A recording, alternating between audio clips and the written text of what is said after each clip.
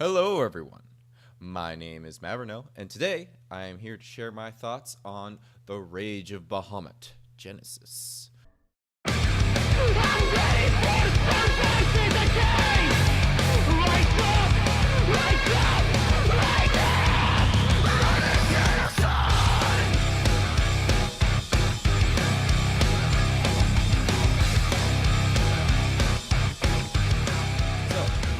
What is the Rage of Bahamut Genesis? It is an anime that was aired in 2014 and got a English dubbed version in 2016. And my goodness, it is quite excellent. It is set in a fantastical realm where there's angels, demons, magic, and so on and so forth. And it follows a few main characters, three of which we are introduced to in the first episode. Favaro Leone, Amira, and Kaiser Lidfard. And then we also run into another character later down the line, but I don't want to spoil anything for you, but she's awesome. That's all I'm going to say for now. I'll have a section with all the spoilers in it towards the end of the video. But for now, I just want to talk about Favaro. First of all, he is the main protagonist next to Amira. He's a scoundrel and a rascal, and he is just so well put together as a character. He's perfect. He uses tricks in his fighting style, gas bombs, all that roguey stuff. Amira, as we find out very quickly, is she's this cute girl who is not everything that she seems to be. She is actually a demon, which is kind of terrifying. And she basically ropes Favaro into trying to get her to Helheim. And he gets a demon tail from this contract spell she casts on him. So they're off to Helheim because she wants to find her mother. And that's the driving force of the entire show, is her getting to Helheim. There's a lot more going on, but that's why these characters are all together. Favaro and Amira are trying to get to Helheim. Kaiser is trying to avenge his father's death upon Favaro because he blames him for it. That might be a little spoilery, but trust me when I say there's a bit more to it. You don't mind me. Moving onward from that, I wanted to take a moment to talk about the animation, which is not super special. It's not like top of the line animation like you get from like Fate Zero and whatnot, but it's pretty freaking good. Like, it's definitely higher tier, and the fight scenes are just very well done.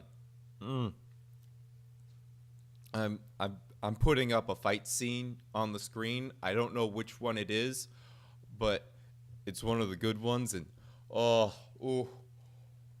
can't express to you how much I enjoyed watching this, just watching it.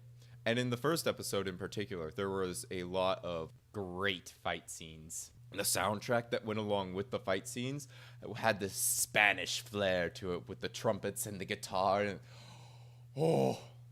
it's just so, there are so many pieces that were taken to assemble this anime into something that is far, far more than the sum of its parts. And all the parts are really good. Like, it took a ton of, basically the Rage of Bahamut takes a ton of basic fantasy tropes and just general character tropes, and just, the really stereotypical ones, and just refines them to a razor edge. It's just, that's all I wanted from it.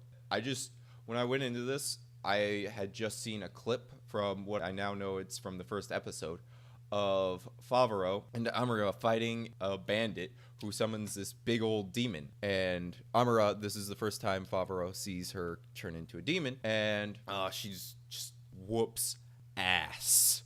And Favaro's just back there like, God damn. And he just stabs the bandits in the back. And it was just like, this is amazing.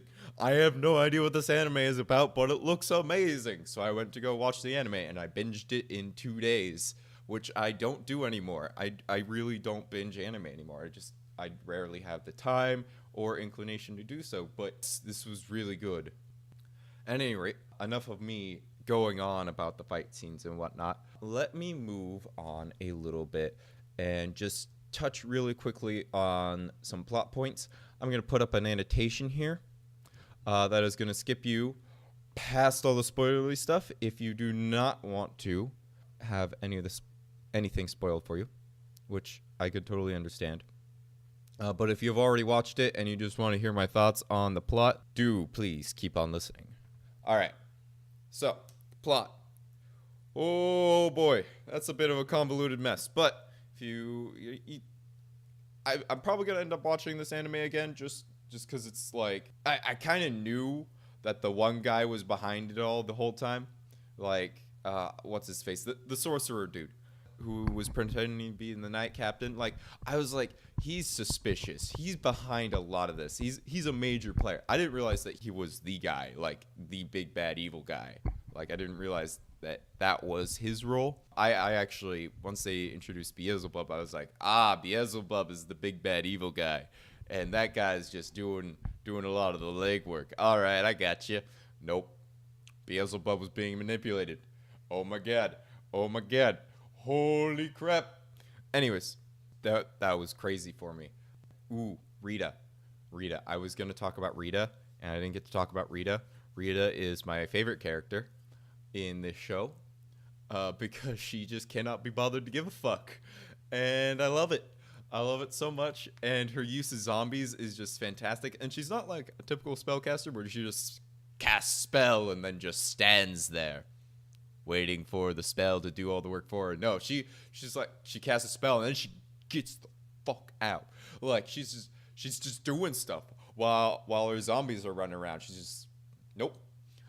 Like, the scene I'm thinking of in particular is where she's in the big battle evil guy sorcerer's alchemy lab. And he's just like, I have you now. And she summons all these, like, dead things. And so he has to kill them all. And then he looks to find her, and she's gone. She just got the fuck out.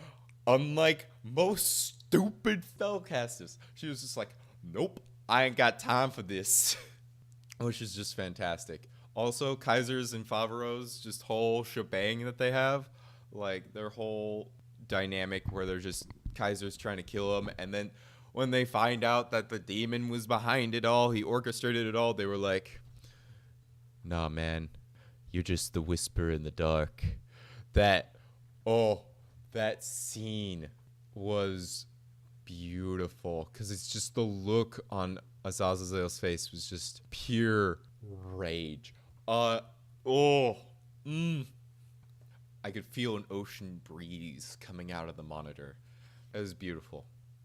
All in all, everything was very well put together. This is basically just me gushing for however many minutes that this video is going to be about this show.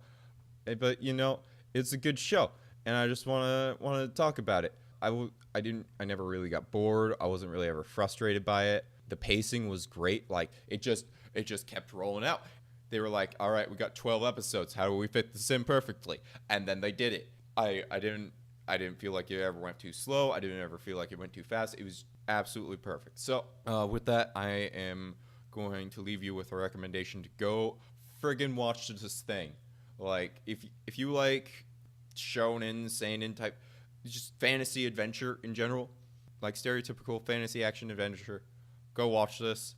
Highly recommend it. If you don't, well, I mean, then it's probably not going to be for you, but it might be just because the show's funny, is another thing. It is pretty funny. So give it a shot. If the first episode doesn't jive with you, the rest of the series isn't going to jive with you, because the first episode pretty much sets the tone for like the first half of the show, and then the last half, you know, last quarter sort of starts getting a little bit of different tone.